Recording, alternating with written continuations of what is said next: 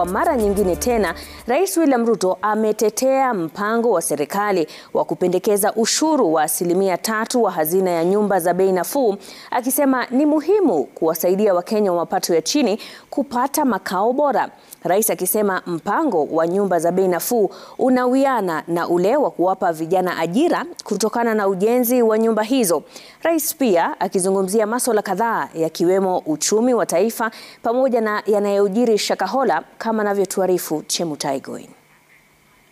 President, good evening. Ayub Abdikadir Abdi. Mapendekezo ya mswada wa fedha mwaka 2023 yalitawala mahojiano ya moja kwa moja ya Rais William Ruto na wanahabari. Rais akitetea mpango wa serikali wa kuongeza ushuru. Swala la Wakenya kutozwa ushuru wa 3% ya hazina ya nyumba likisababisha malumbano, Rais akisisitiza sio ushuru bali ni njia ya kuweka akiba. And I want to ask my countrymen and women, those of us who are employed, please, let us not hold in contempt those who don't have jobs or those who are not. You say it's not a tax. It is not a tax. What is it? No, it is a contribution you are making, because if it was a tax, you know tax, it goes one way. You never get it. You don't think it is your business to contribute to the employment of the unemployed Kenyans? Okay, it's the responsibility. It is not your business. Okay, hang on, Mr. President. Who is Kenyan government? Kenyan government is me and you. Hang on, Mr. President. You saw the mandate of the Kenyan people. Exactly. There is a we can't represent all of us. Yes. I worked hard for my money. Yes. You said it's not tax. But there is a bill in Parliament. If it's passed, it's legally binding. Why would I make a contribution for others to succeed? It's your business as the government. You are the head of state. You have the responsibility. You have the mandate. That's why the Constitution gives me the power to tax. But it's you who is leading. And that's why the Constitution gives me the power to sign things into law. Okay. You know? So I am simply doing my job.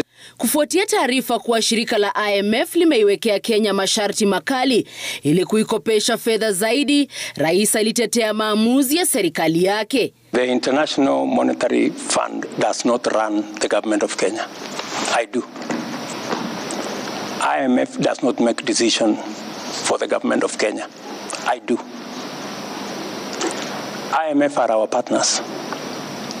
They work with us on our priorities.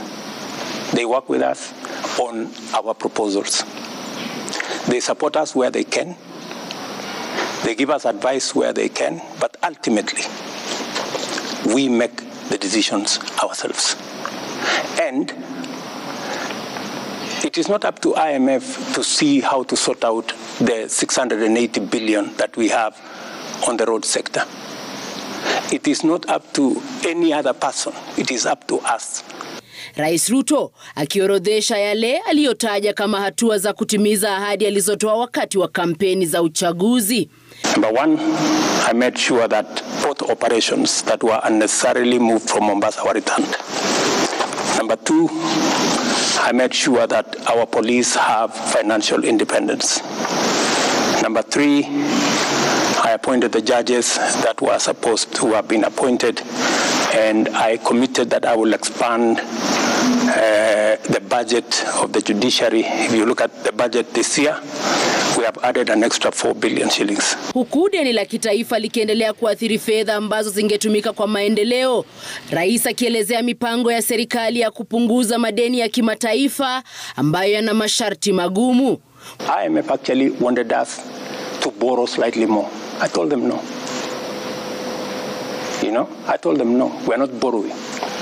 And that is why if you look at the fiscal deficit, you know, the money we are borrowing, we have reduced it from 1.1 trillion last year to 630 billion this year. We have reduced almost 500 billion because I am conscious that we are not in a good place.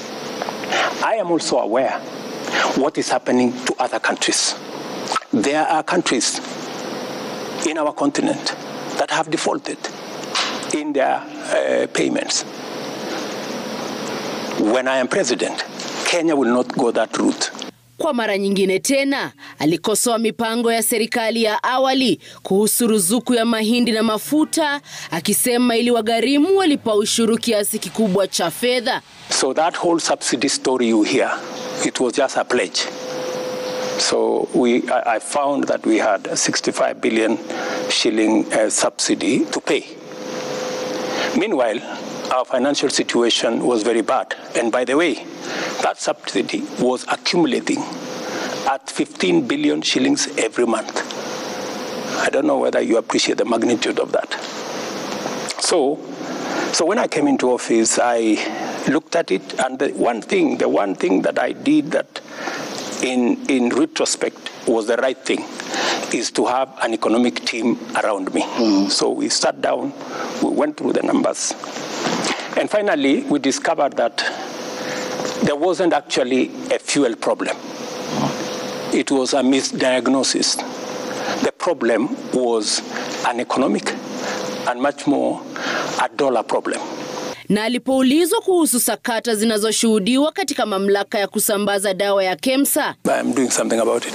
I don't want to speak about it now. We'll see results then? Yes, you will see results. Mr. President, I want to give you my commitment. I will clean up KEMSA. Whatever it takes, Mr. President, whatever it costs, I will clean it up. Katika mahojiano hayo, rais pia alizungumzia hali yake ya afya. When you have elections, you have a lot of pressure. Sometimes you take out the pressure on food.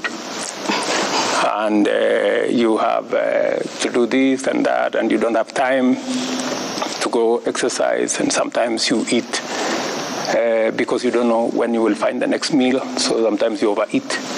So I decided to cut it down because ile kibarua niko naye si kidogo. So you need to be alert ndio kazi iweze kusonga. Masuala mengine yaliyojadiliwa ni pamoja na operesheni inayoendelea msituni Shakahola kutafuta kiini cha mauaji ya zaidi ya watu 200 katika msitu huo. Chemutai Goin, runinga ya Citizen, Nairobi.